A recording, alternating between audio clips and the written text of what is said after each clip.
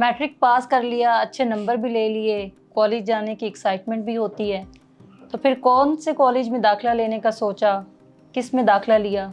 देखिए, मैंने उस वक्त जो दाखिला लिया वो सेंट पैट्रिक्स कॉलेज था। सेंट पैट्रिक्स कॉलेज जो है वो मतलब जैसा यहाँ आपका HSN वगैरह है वैसा है कॉलेज है वो, जहाँ पर मुशर्रफ भी पढ़ा है, जरदारी भी पढ़ा है, पूरे जो टॉप के लोग वहाँ पढ़ते थे। अब वो जरदारी पढ़ा है या नहीं पढ़ा है मुझे नहीं मालूम, लेकिन वो कॉलेज जरूर जाता था। समझा? चले एक बात तो क्लियर होगी ना, वो कॉलेज जरूर जाते थे। कॉलेज जरूर जाता था।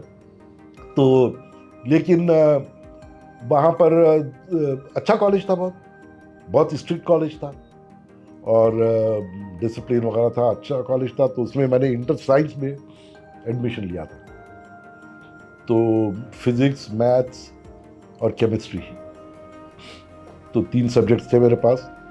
और काफ़ी अच्छा कॉलेज था, वो भी को एजुकेशन ही था कॉलेज।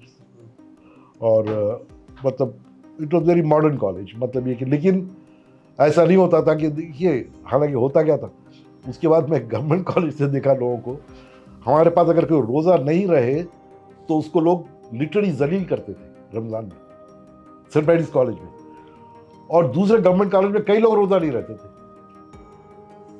तो ये समझा जाता है कि आप इंग्लिश मीडियम में जा रहे हैं या अच्छे स्कूल में जा रहे हैं तो आप मजहबी नहीं होंगे, लेकिन वहाँ पर इस चीज़ का बहुत ख्याल रखा जाता था कि भाई आप, इसलिए कि ज़्यादातर जो लोग पढ़ते थे वहाँ पर पढ़े लिखे लोगों के बच्चे थे, जो मीडियोकर फैमिलीज थी, जिनके पास किरदार की भी अहमियत थी, मॉरल्स की भी अहमियत थी, एटिकेट मतलब उसकी अहमियत थी।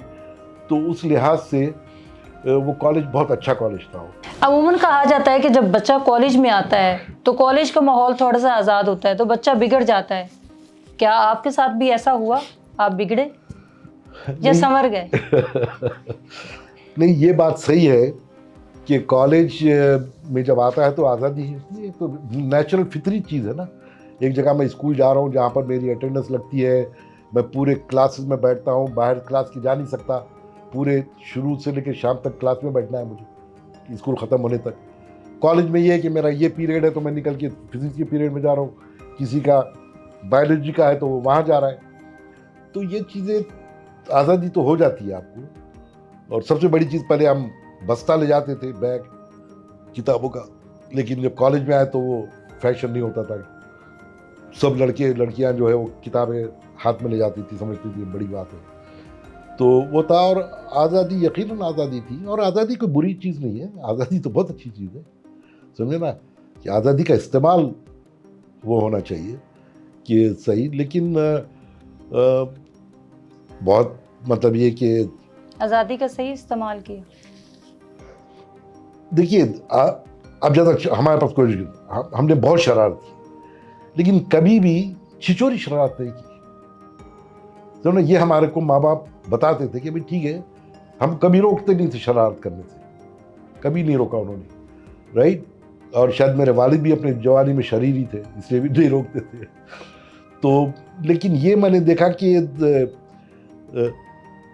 कहते थे शरारत करो, लेकिन वो ऐसी शरारत करो जो सब एंजॉय करें, किसी को जलील करके शरारत नहीं करो या किसी को तंग करके। मतलब ये कि ऐसा ना हो कि आप किसी को नाराज़ कर रहे हैं या किसी को आप अफसरदा कर रहे हैं और शरारत कर रहे हैं। तो हमारी शरारत ऐसी होती थी कि सभी लोग जा रहे हैं, सभी लोग, मतलब ये कि जैसा इलेक्शन पहले होते थे हमारे कॉलेज में पूरे, अब तो शायद लोगों ने ख़त्म कर दिया है इलेक्शन का।